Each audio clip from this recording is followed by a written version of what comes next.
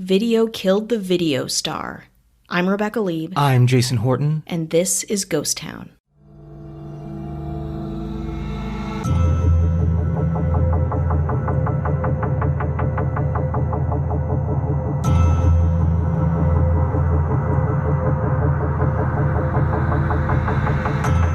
The attacker that has been identified as the woman that came here and opened fire on YouTube has been identified as a woman that was making YouTube videos. It was her father that told authorities, warning them that she hated the company, and the family, before this shooting happened, reached out to authorities asking them to check on her before this shooting took place. The shots rang out just before 1 p.m. Tuesday, lunch hour for hundreds of workers at YouTube's headquarters. We have a report of subject with a gun. They heard 7 to 8 shots being fired. This will be from the YouTube building. On April 3rd, 2018, Nasim Aghdam, 38, went on a shooting spree at YouTube headquarters in San Bruno, California, injuring 3 people before turning the gun on herself. A 36-year-old man was injured and 2 women, age 32 and 27, and there was another injury of somebody fleeing and hurting their ankle, but there was 3 more critical injuries. And this one is, we talked about doing this one, and then I put it off, and then I revisited it again, and I think because it is pretty, it's pretty dark. Yeah. Very recent, which is kind of not my jam when it comes to these. I like things a little more on the historic side. But this one kind of felt a little bit personal to me because of all the work I've done with YouTube over 11 years. Yeah.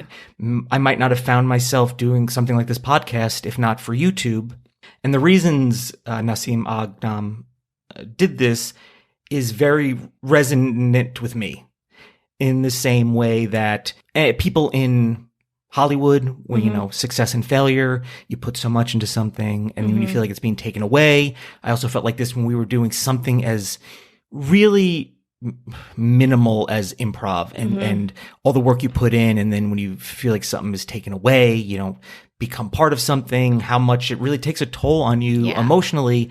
And she was very disgruntled with YouTube, as a lot of people are. Yeah. For good reason, I guess, depending on who you ask and what the situation is. But, her videos, she felt were being demonetized and she felt like the visibility of her videos was being like shadow banned almost, whereas being suppressed, I think it might be a better word. And there's so many things happening with YouTube as it's grown over the years. And, they're not very forthcoming with the algorithm for a lot of good reasons. And I just felt very personal to this one because one, I related to her on a certain level. Obviously, not to that degree, and obviously it's never really just this. Yeah. But this is the thing, the catalyst for sure. And I think you're right. I think we don't realize how invested we are in something. Like you're into it until there's some kind of trigger point, be it like numbers or be it some evidence that you're being suppressed or be it, not getting on an improv team, like all these things. And something inside of you is feels a certain way and it's very powerful and it can often be very heartbreaking or, an elation kind of a thing. And you're so bound up in your self-worth. Your self-worth is so bound up in this thing, this amorphous thing. Success. It has, just like a lot of social media, it has numbers attached. It has analytics attached. So you're putting a value on yourself through these numbers. It's like every single day you're rating yourself. Yeah. And, we just talked about the documentary, The Social Dilemma. Yes. Which a lot of people are talking about. And a lot of those things I'm aware of, because I just am from working with so many people over the years, although I'm not free or safe from a lot of those pitfalls. By no means. I'm just like everybody else. Hopefully not as bad as some, not hopefully, but not as bad as some people. And some people are just more versed and educated on it than I am. But from watching that, we just constantly put a value on ourselves. And every day it's like a game of hot or not.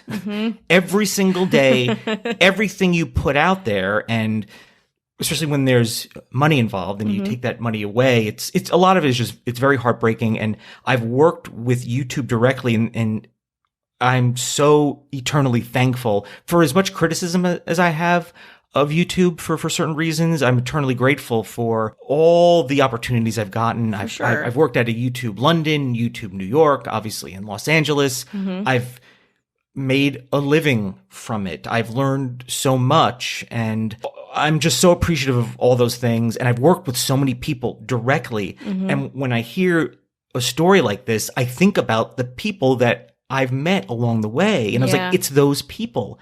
And in just the last 2 weeks, I was working with YouTube and Google again. I do a lot of beta testing. I do a lot of kind of my feedback into what they're doing. And I've been doing that for years. So I'm on a Zoom call looking at these people, and I've never watched Silicon Valley. But they all kind of look like they could be on the show. It's not even a nerdy thing, but I was like, yeah, you all look like the part. Collared shirts, clear glasses. Yeah, like cool, but also cool. Good haircut. Yeah, cool, but they don't care that they look cool. Highly intelligent and highly intelligent in what they do. And I'm just talking to these people, and I'm thinking about this at the same time. And I'm like, it becomes so personal, I guess, to me. I don't know why I let this do this. And that's why I just put it off. And I was like, this is just, I don't know. And plus, I was just like, I didn't feel like being so dark, but I was we also have had a run of darkness, I would say. I brought on a lot of dark themes last week, so I get it. But also, again, there's a kind of a catharsis to hearing stories like this in lots of different ways. So this will be one of those stories, and I got reminded of this because when this happened, obviously everyone in many different communities was talking about it. It was very, very shocking and very recent. And I was listening to the podcast just because somebody turned me on to it, Rabbit Hole, which was really, really good. And they talk a lot about YouTube. And that's the part that really interests me the most. There's a lot of radicalization, but it's the way YouTube, some of the things YouTube has done algorithmically that has been a little bit suspect and should be suspect, but also YouTube, I'll say this, has become successful and made a lot of money and brought in a lot of people and a lot of traffic off of content that they then decided, you know what, we now can make more money from bigger brands. So we want to make this a little more safe and family friendly or whatever the case may be. But they did it off the backs of a lot of people, not everyone. I mean, I don't agree with everyone. They've made a lot of money off the backs of alt-right, far left, controversial stuff, stuff that I don't, agree. A lot of people got radicalized, and it's because of YouTube, and it's the way they take, like, oh, you like this? Well, instead of, and listen, it's everyone is their own person. It's not YouTube's job to babysit you, and I get that. They're a business. They're there to make money. But what is they claim a social responsibility, and what is that social responsibility? So instead of being like, well, you know what? Yeah, we're serving you a bunch of this. Oh, you like this Nazi stuff? How about more Nazi stuff? Exactly. We're going to put this in they talk about this in the Social Dilemma too. Absolutely, if you are not I think it's the same person responsible working on the algorithm is also interviewed on that. So I heard that first, and that is, it's like they're holding your hand down the wormhole of extremism. Instead of saying, oh, you know what, you've been watching a lot of Nazi stuff. How about something to balance that out? Or how about another? And, if this Havdalah service. This could go for anyone going down one thing. Hey, listen, if you're a animal rights vegan person, here's some very extreme thing of blowing up buildings. And this will tie into what we're going to talk about with Nasim Aghdam. Her jam was a couple of different things, it seems. It was animal rights, vegan, fitness, fashion, a lot of different things. And her look is so striking. She has a very striking look. It kind of reminds me of photos initially of like Patty Hearst when she was like in that Symbionese Liberation Army kind of look. She has a very strong, almost like powerful, like militant look, like not expressionless, like full of expression, but her face is just not moving. And some people on Reddit were claiming that like what her face does is indicative of her, why she's like this. And I couldn't speak to that because no one really agreed, but where you don't make any facial expressions because you don't want to tip people off and how you are psychologically or something like that. But you look at a picture of her, you will be, it will hit you. Yeah. And her content is pretty intense. I don't know if you got a chance to take a look at it. No, when we talked about this last, I did some looking, and it's really striking is a great word, like disturbing. But yeah, she has this kind of like fashionable, but like purposefully, like everything about her feels thoughtful, like the way she styles herself, like what's happening, but also like not at all. Like it's very strange. It's strange. It's a little all over the place, but I think it's genuine in that strangeness, which I think makes this whole story and this whole situation, so I don't know. It again, like it's really, it's personal probably to a lot of people because, this is the kind of thing that happens and you worry that it happens. And I mean, really how she even got onto, going to any of these places in 2018 now, back in 2009, when I started going, it's not, you can't just waltz in, and she came in through the garage, and I don't know, I don't know if she just kind of blended in, and I really couldn't really dig in deep in like how she did that. But also the police talked to her like, I don't know if it was like 18 hours before. So hours before she was stopped by the police, I think she was just in her car, and, they were just like, hey, but how, I mean, listen, how are the police going to know? But they also, the parents were like, because she's 38, which you have to imagine, and her parents were like, hey, our daughter is missing. And it's like, well, your daughter is 38. Yeah. And she's only been gone from home a short amount of time, but that should tell you something. Your 38-year-old didn't run away from home. Yeah. I guess it kind of depends because there's not a thing. She wasn't in a... No, that speaks to like the culture and the relationship that her parents have with her. And obviously they knew more about the situation than everyone else did. So it's this like heads up tip off. But again, everyone's like, she's 38. Like she's a grown-ass adult woman. But, that should speak to something that her parents were that concerned. There's also a lot of, even from her family, and, I couldn't really find people that knew, what I mean? Like knew her, but everyone's like, she was really, we didn't see this coming. I find that's always the case. Like no one has ever seen this coming.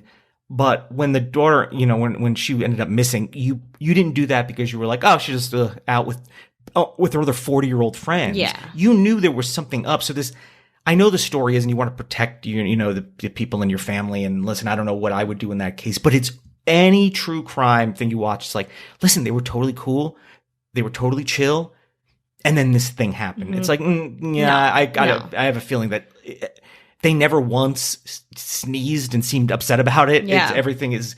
And listen, you want to protect the legacy, and you don't want people to automatically assume that somebody, and blame it on something and pigeonhole them. And I understand that. But I also think like a discussion around this is really valuable too, and so where you're trying to do honor to the people involved, and obviously it's a really complicated and sensitive situation. I think there is some worth in talking about it and figuring out why things like this happen and figuring out how to prevent things, because we're very important. We will solve it right here on this podcast. Yes. But, I think talking about it too, as embedded as we all are in social media, in our identity, is our work or our creativity. Like that is all really worthwhile conversation. A little bit of backstory. She was born in Urmia, Iran.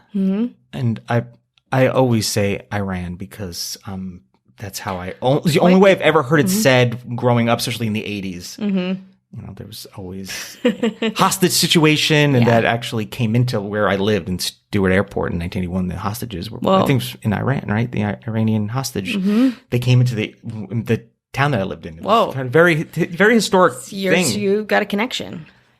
And immigrated to the U.S. with her family in 1996. Again, vegan bodybuilding, fitness, fashion, animal rights, very strong. Also, a lot of her videos are, it's like also there's like some of it's in there's a Turkish website that some of the stuff's on, and a lot of it's also subtitled as well. Finding her stuff, you have to like find it. Yeah. There's certain I found Facebook pages that were like a memorial and kind of a celebration. So it's strong, and it's very intense stuff, to say the absolute least. But she was quoted as saying, "There is no equal growth opportunity on YouTube or any other video sharing site. Your channel will grow if they want it to. YouTube filtered my channels to keep them from getting views." The reality of that is absolutely, possibly, but there's also so much content is being pumped on YouTube all the time. Algorithms change that they might favor you. They used to be short video, and then it became long videos because more watch time. And there's so many different things happening all at once. And I've been in tons of meetings where I would, we'd ask, hey, how does this, and the people, either they don't know, they won't tell you. Because if you know how the algorithm works, you'll game the system. Yeah. You'll capitalize it. And I understand that, but you also, they want you to do well, but they don't want to tell you how to do well. They don't want to give it to, they don't want to make it your power or your responsibility for the utmost of success. Like, they want you to do well and you to keep doing things because that's important to them, but having the like ultimate control over it is there. Information wise, there's, you do know there's certain things that kind of, key you in on, and there are definitely, people that are very, very popular on the site, and that kind of changes where they have some priority, especially with advertisers and such. But I know the feeling, I know the feeling when like channels just like, oh, so I guess all the work and energy,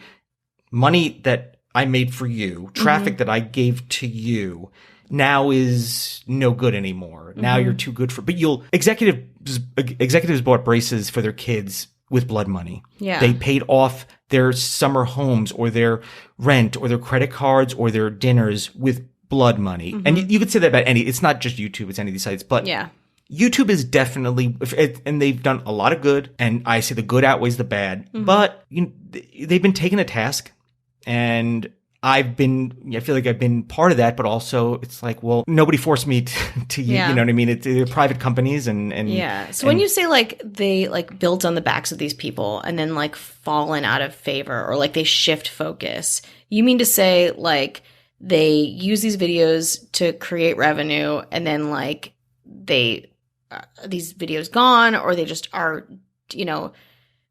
deprioritized again and like put into obscurity? Like, what does that specifically mean? Well, let's just pretend like I'm an advertiser. I'm whatever it is I'm selling. I'm selling Nike, right? Nike's not a sponsor. No, not yet. Not yet, or probably ever. Probably ever. Because, do we want Nike? That's a good question too. Hard to say. And Nike's like, yeah, we want to spend money with you. How many people do you have looking at your site per day? What are those metrics? And when they give them those metrics, Nike's like, ooh, that's very good. What they're not saying is those metrics come from, sexy comedy videos, pranks. Yeah. Questionable. Exploitative. Families essentially exploiting their kids and families for better. Not everyone's doing, I'm very critical of that, but not everyone is doing that. And you could even throw, alt-right, conspiracy theories, all of that stuff over the years, and still does in a lot of ways, has built that number. So then they could be like, hey, Nike, do you want to do this? And Nike's like, that's very impressive. Here's our money. There's so much more within this. But then YouTube's like, well, we have Nike showing up. We can't have the riffraff here anymore. Now they're like, riffraff, now you become a second-class citizen. And then we just build up kid-friendly stuff. Yeah. So second-class citizen means what? Second-class citizen means the videos that we once were very happy to take your money. Yeah, alt-right, conspiracy, all that. And shit. listen, I do not support that stuff. Yeah. I would rather it not be there. Yeah. I don't care. But it's hypocritical. It's very hypocritical of me to say. But just from YouTube, the platform. Oh, absolutely, It's absolutely hypocritical. Because again, they were taking that money, they were using it to build their business, whether it was to put in one more light fixture or one more, parking space. Totally. They use that. And now Nike comes in, they're like, oh shit, let's clean house. Nike's here. Let's demonetize to be like, oh no, we won't put, and that's YouTube's fault because they weren't like, hey, why are you putting this family friendly Tide detergent on this, prank video of people falling out of buildings? And Tide would be like, I don't know why I picked Tide. Tide. We're just letting you know that we can shill at a turn of a corner. You give us a product, we will try to work it in poorly into this. Okay. But then Tide will be like, hey, why is my content on people falling out of windows? Yeah. Which is totally understandable for Tide. Yeah. They're absolutely right to say that because YouTube wasn't. YouTube sold them a dream, a different story. They were like, we'll advertise your stuff, but we won't vet where it goes. Or we didn't realize that, and, I've heard speeches from the CEO, and they're just like, we didn't realize. There's a lot of things. And exactly. It's also is the onus on Tide or YouTube or both, Exactly. So, but what they did was like, well, we got to clean house. So it's just, you watch a thing where it's like you had your friends and your friends help you get to where you are now. But then you made, new, hotter, cooler, richer friends. And then you tell your old friends to take a hike. Yeah. Which I'm not opposed to.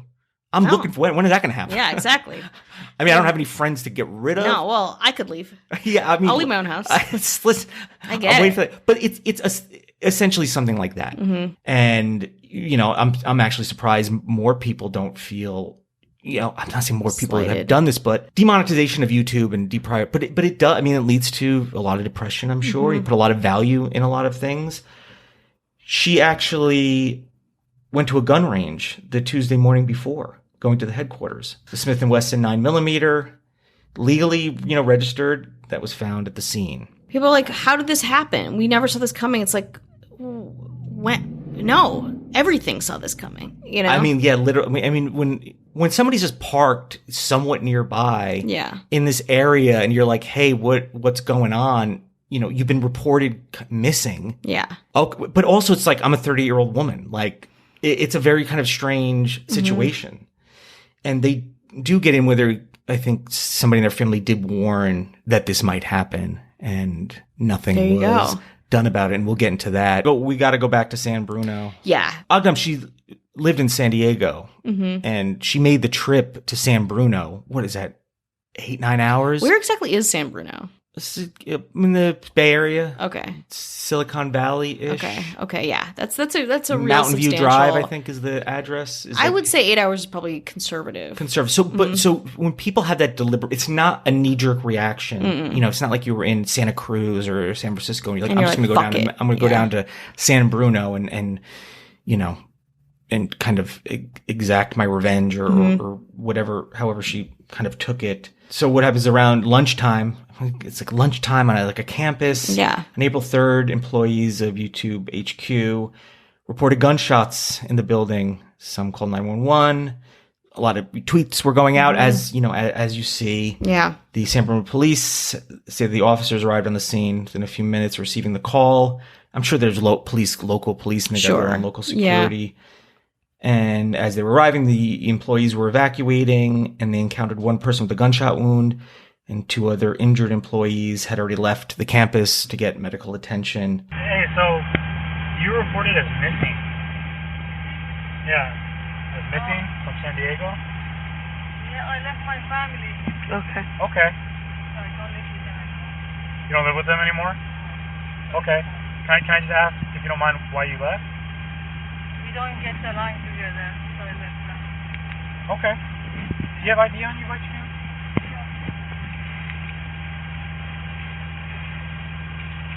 So you just decide to move, or? Yeah, right now I'm leaving my car, so until I find a job. Were you just not getting along with your family? Yeah, I'm with my brother. With your brother? So the body cam footage is what you can find that online because officially her videos are not out, but they are. But this body cam footage, she reported missing by the family 11 hours before. I said 18 hours before. Sorry, it's 11 hours. Still a long amount of time. Yeah. And she traveled that distance. Why? Oh, you're from San Diego? Why are you in very near San Bruno? Yeah. Why? And again, it's not, I don't want to encourage, police harassing people, but Yeah, a little more, maybe a couple more questions, just a couple more. Assess the situation, but if she has no criminal record and is, she's not ranting and raving, I guess why would you? Yeah. Yeah. And that was, at like 1:40 a.m. Mm-hmm. They found her car overnight at Mountain View parking lot about 30 miles southeast of YouTube headquarters. Quick check of her license plate revealed that the owner had been reported missing from the San Diego area. We contacted the woman inside the vehicle who was sleeping in her car. Yeah. To check on her to determine if she was the same person that was reported missing. She was featured in a 2009 story from the San Diego Union Tribune about a PETA protest against the use of pigs in the military trauma training outside Camp Pendleton in California. At the demonstration, Agdam was dressed in a wig and jeans with drops of painted blood on them and held blood is not actual blood, held a plastic sword. For me, animal rights equal human rights, she told the Union Tribune at the time. It's just you're very enthusiastic about what you believe in. None of this feels like super egregious yet. And even there, I think there's a version of this that's very heroic where it's like you're standing up for what you believe in, and you're like doing what you can and you're driving up to the source to right wrongs. And it's like, it's obviously not that and much more complicated than that. And it's turned, but I think there's a part of it that I really get on board with when you talk about stuff like that, the activism component. When they talked to police, it was about a 20-minute conversation. She didn't mention anything about YouTube, or she was upset with them, or planned to harm herself. But that's how many people do mention. I'm sure if she was like, "Oh, I'm going to YouTube headquarters on a suicide mission," they'd be like, "Well." But did they ask her where she was going? You watch the video. She's just very she's just very quiet. I mean, I don't know if I'm looking at it, with a different lens, but it looks suspicious. Yeah. I mean, but also it's also could be not suspicious. Could just be somebody's kind of eccentric. Exactly. Agdam's brother said he called the police about his sister and said that she had a grudge against YouTube. So he was obviously, I'm sure it wasn't peep one from her saying. Yeah, exactly. YouTube. I mean, I when I was upset about YouTube, or my collective of people were upset about things, which sometimes we literally voiced to YouTube. Yeah. And, it's a lot of program people that, they don't listen. They don't know. It's above their pay grade, but it's not the first they have heard of it. And she obviously had a hardline view on what she believed in. Her brother called ABC affiliate KGTV that her family reported her missing over the weekend. Family became more concerned when the police had located her vehicle in Mountain View, 30 miles southeast of YouTube headquarters. So she just kind of left her vehicle there and was gone. And 30 miles away, too. I Googled Mountain View and it was close to YouTube headquarters, and she had a problem with YouTube. That's what he told KGTV. Yeah. So I called the cop again and told him there's a reason why she went all the way from San Diego to go there, and she might do something. They didn't do anything.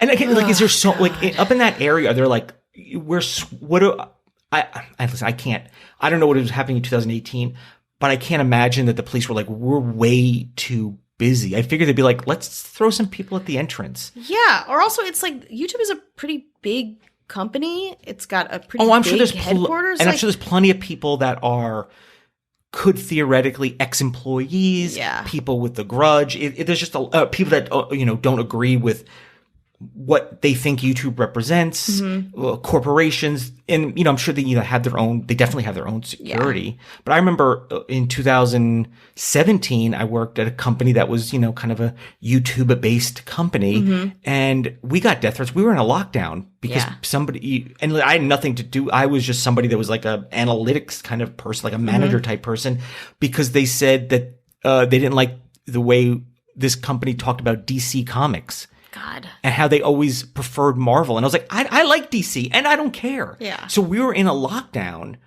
based on this in 2017 on a way smaller scale. Yeah. So I understood, and I've gotten death threats on YouTube before. I mean, it's not the first. So a lot of people, or pretty hateful comments, and people doxing you or whatever. So it's a very caustic and vibrant world. So it was kind of surprising, but it's always kind of like, well, you did warn us. We did see her a few hours before. What else could we do, what though? What else do you want? What else do you else Do you want can... to see a gun in her lap? Yeah. Or, like, what would have done? And again, you probably know how I feel about cops just based on where I live and who I am. But, like, come on. Like, how negligent is this in a context where I think, like you said, there is some hypervigilance happening? I'm sure people get warned about things that never happened. Mm-hmm. This seems like it adds up. There's a couple of things that seem to really add up. But according to The Guardian, on social media, she was more than an Iranian immigrant who lived with her grandmother in Southern California. She was an athlete, a fitness guru, a model, a poet, a vegan advocate, an animal rights warrior, and filmmaker. She was glamorous and fought inequality. She was a star. This is according to article. And on a post she wrote on Instagram that's in Farsi. That's a lot of her stuff's in Farsi and translated. I think I'm doing a great job. I've never fallen in love and never gotten married. I have no physical or psychological diseases, but I live on a planet that is full of injustice and diseases. Strong words. Yeah. However you want to take it. So according to another one of her posts, there is a vegan parody song called I'll Die. Mm-hmm. It's a quote from her. This is my first and last professional parody music video. Thanks to Dear Soma for arranging the song and the voice. You can download the full clip and the song from my Telegram channel. Copy the videos that you like as soon as possible because I might delete many of them. Page on veganism and behind the curtain facts of animal products and at Nassim Isab's 1. So that was like, she had these very strong videos. She would have a video also how to make a fish scale dress, which is kind of like, a weird kind of fashion. Yeah. A song called, or a video called Enemy Day. So pretty strong content and really unfortunate, but I think it speaks to the power we give people. Exactly. And we are I am freely, we're doing it right now. We're doing it right now. We're freely giving. This goes out on a platform, this podcast. That we do not own. Through a network. Through different platforms that, show it through different social media and how it all interconnects and people invest time listening to it and supporting it. And if something changes, they feel like they've been duped or they feel like they've been betrayed. So there's so much going on. And I wish I had more to offer as far as do less of that, but I'm part of the problem. Yeah, I mean, we all are. And I think, like, even if you're not in entertainment or you're not so super interested in this part of it, it's cultural to us all. I mean, whether it's politics, everyone's a star of their own political voice or their own photos. Like, I'm a model to myself or whatever that is. Yeah. And like the blurred lines of this woman's life and the blurred lines of all of our lives are so evident, with like, again, what is the first thing you ask someone when you meet them is like, what is your job? Like, what do you do? Kind of a thing. Like, it's just so easy to get really tied up in it. And it's not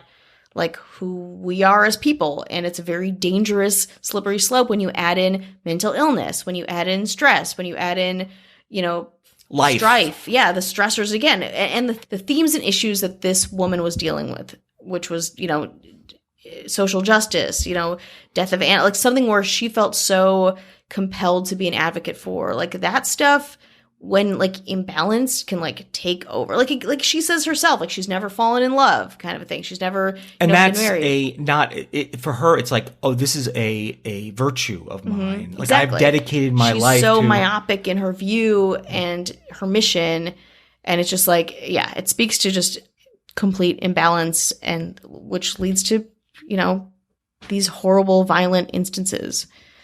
It's not good. Yeah. It's not good. And if there's one takeaway, and this is something that I've always done, like I've been doing this for years, only because maybe it's my OCD or part of the things that I just can't deal with, but also that documentary Social Dilemma and many other, I mean, I've heard this done many times and I've always stuck with it, is if you can turn off your notifications on your phone, turn them off. Don't let your phone or tell you when you're allowed to. I mean, again, sometimes you might need it for work or something like that. But in generally speaking, if you don't need it, plus I like the surprise if I got an email. I really do. I get a little thrill out of it, and that's why I don't have post notifications on. But I know that if I had it, there's one time I think I turned something on by accident, and I hated it Yeah. immediately. I want to go look at whatever Instagram or something to do with this podcast, and I want to be surprised from it. I don't want to always know that I'm being valued or not valued. Yeah. I want to at least go through the extra effort, because that's one less kind of shackle you have tied to the internet, social media, your phone, Totally. not looking inward, I suppose. And value is a moving target on these platforms too. Like, I think too, remember when Vine just got shut down, where it's like people have spent so many years building up their Vine presence. It's like, no, in an instant, it could be gone. Yeah. Like, we don't know what's going to happen. These are uncertain times. And like, we are not our social media. I guess we should do a recap of the social dilemma for we definitely, for the Patreon level. Alderman up level. Yeah, there's a lot of documentaries coming up. I'm pretty excited about it. Very excited for I didn't it. realize that Vine was a hot button issue for you. I am keyed up about Vine. If you know one thing about me, love my cat, keyed up about Vine.